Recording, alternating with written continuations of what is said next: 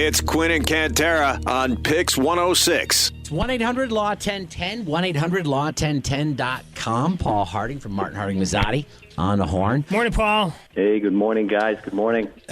So I'm reading about this solitary confinement, how they've been sending people up to Albany because they banned solitary. From Rikers to Albany. Yeah, I was more surprised that they banned solitary confinement at Rikers. I feel like that goes with the territory.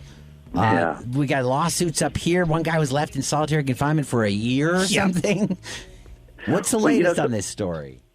It's a settlement. The case settled, and, I think that public and people just generally read this. It just makes them crazy that you've got folks who are in jail, and then they have a lawsuit, and they're successful to some degree in settling it. But the facts are these. New York City passed, if you're 21 and under, you cannot go in solitary confinement. Now, there are times for a limited period of time where people need to be there. They're dangerous to themselves, to the guards, to other inmates.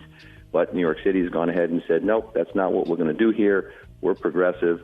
But they sort of did a workaround. Send them up to Albany, though. Yeah, send them up to Albany. The worst of the worst. And so that's what happened. They got up here, and there was altercations, allegations that the guards maybe were a little rough with them, and then put them in solitary confinement, bring a lawsuit, and somehow they were successful. So a couple of things. There will be Albany didn't admit to any guilt in this, I don't know, in this lawsuit. So has the law changed in Albany? Are we still going to put people under 21 in solitary for great lengths of time? We sure are, yeah. So that has not changed.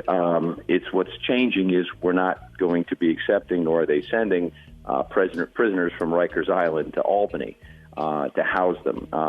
We're going to keep doing that. Again, they didn't. It's one of those settlements. They're probably doing the math and saying, "Hey, this lawsuit's going to go on for a long time. It's super expensive." I was just going to ask you, what's a million? What's 980,000 divided by 4? Do they split it evenly? Does the guy who got a year in by himself in solitary, does he get more?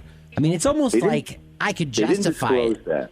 Yeah, they didn't disclose who's getting what, but they're going to get that. Their attorney's going to get a portion of it, and the county probably just said, this is going to cost us more to defend. We're going to resolve this. And maybe they took a look at this and they found some things they didn't like that did occur.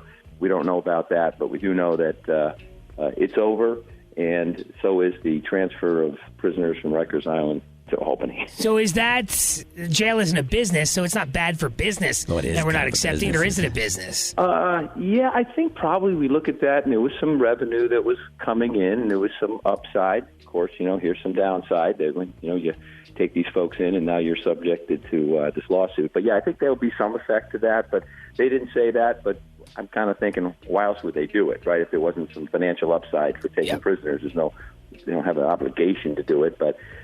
And that's where we are. And, I look at the folks who work in these the prisons or the jails, and their life is pretty rough. And, at this point, they're dealing with what I'll call the worst of the worst that came up. Right. From New York, they couldn't handle them down there. We took them, and now we're paying the price. A year of... That's the kind of thing they did to people in asylums in the 40s. That's cruel and unusual, I think. It feels like it. Hey, Paul, when's the last time you went to prison? Like, went to a prison? Do you ever have to do that? To a prison. I haven't done it in years, but it was probably 15 or 18 years ago. And every time you walk through that, if you've ever done it, you kind of walk through, you give them your stuff, and then the door slams. Like there's a gate that slams. Then there's another gate that you walk into. Now you're in the middle. Then they slam another gate, and at that point, you're in. It's a super unique feeling for those who've never done it. I don't recommend you do it on the defendant side, but you do get a sense that it is a world like no other. Right. That's what I think we don't understand here. Right. We have no idea what Rikers is like. I don't even know what Albany is like. I've seen video of Rikers, and I can't imagine Albany's any better. But I mean, it sounds like a horror show. My biggest concern is going in there and having them make a mistake and keep me there. That's like a nightmare for me. Hey, you're that you look guy. like someone else, or they got your ID wrong, and God, give you a jumpsuit. Yeah. So with my one phone call, should I call you, Paul, or should I call my wife? Call her just in case, because I think she'll definitely answer, and I'll probably answer. You never know what time it's going to be. Yeah, that's a good point. So because there's a chance that Paul might be on the phone with somebody else who's in the issue. So call that's Sarah. All. Okay. Yeah. That's great Sleeping. advice. All right, Paul Harding from Martin Harding and Mazzotti, 1-800-LAW-1010 and 1-800-LAW-1010.com. Thanks, Paul. See you, buddy. Okay, guys, talk soon. Quinn and Cantera.